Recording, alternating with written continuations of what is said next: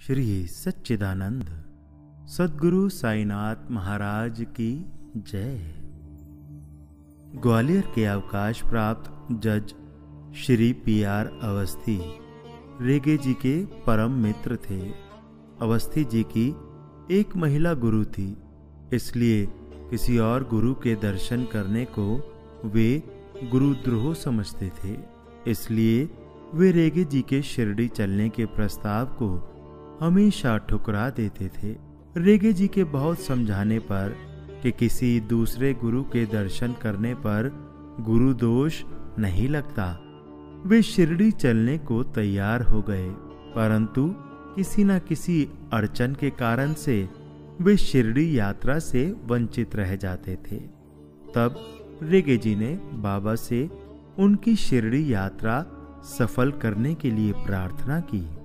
बाबा ने उनकी प्रार्थना स्वीकार की और सन 1914 में रेगे जी और उनके मित्र श्री अवस्थी शिरडी जाने के लिए रेलगाड़ी में सवार हो गए। मऊ सैनिक छावनी पर सभी यात्रियों को स्टेशन पर उतार लिया गया। जब इन दोनों के उतरने की बारी आई तो कमांडिंग ऑफिसर ने उन्हें सफर करने की आज्ञा दे दी। यह सब बाबा की कृपा से ही संभव हो सका। रेगे जी सारी रात बाबा के नाम का जाप करते रहे। शिरडी पहुंचकर जब वे बाबा के पास पहुंचे तो बाबा ने पूछा, तुम्हारे साथ ये पागल सा आदमी कौन है? फिर बाबा रेगे जी की ओर संकेत करते हुए बोले, इसे देखो, ये अकेले मेरे पास आकर संतुष्ट नहीं है, यह और लोगों को भी साथ लाना चाहता है। ऐसा कहकर बाबा ने स्पष्ट किया कि रेगे जी अकेले शिरडी आने की बजाय अवस्थी जी को भी साथ लेकर आए थे। बाबा फिर बोले, कमांडिंग ऑफिसर मेरे बच्चों को गाड़ी से उतारना चाहता था, परंतु मैंने उसे कहा कि ये मेरे बच्चे हैं, इन्हें मेरे पास आने दो। इससे पता चला कि बाबा ने रेगे जी की प्रार्थना सुन ली थी और यात्रा में अड़चन नहीं आने दी।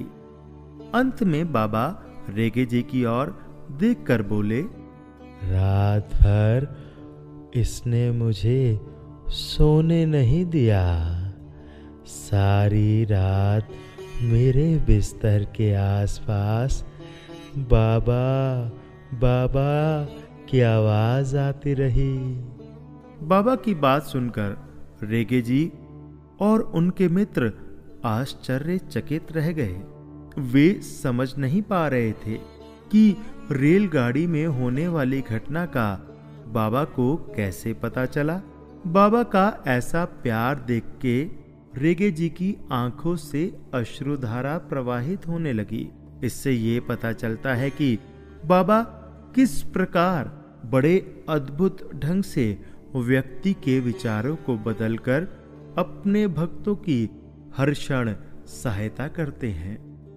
गुरु मूर्ति गति चंद्रमा, सेवक नयन चकोर, 8 पहर निरखत रहे गुरु मूर्ति की ओर।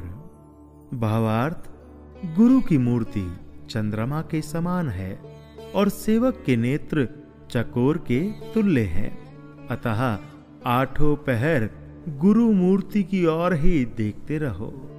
मन में हो विश्वास तो साईं करे पूरी आस। श्री सद्गुरु साईनाथार्पणमस्तु। शुभम भवतु। श्री सच्चिदानंद सद्गुरु साईनाथ महाराज की जय।